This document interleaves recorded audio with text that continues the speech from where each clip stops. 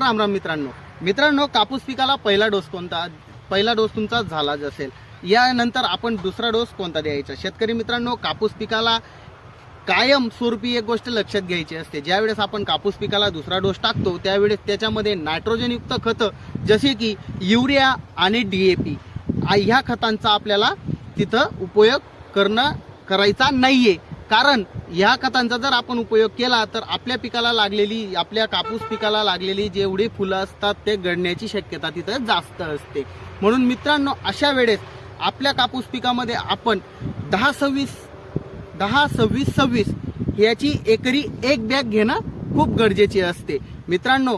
त्याचसोबत तुम्ही तिथं MOP म्हणजे म्युरेट ऑफ पोटॅशची एक बॅग घेणं गरजेचे असते. मी म्युरेट ऑफ पोटॅश त्यासोबत का सांगतोय तर शेतकरी मित्रांनो, ज्या वेळेस आपले फुलपाती चालू असते त्यावेळेस त्याची डेव्हलपमेंट होण्यासाठी आणि ती गड व्हायला नको यासाठी MOP खूप गरजेचं असतं. त्यासोबत तुम्ही तिथं झिंकचा सुद्धा उपयोग डोसमध्ये करू शकता. धन्यवाद.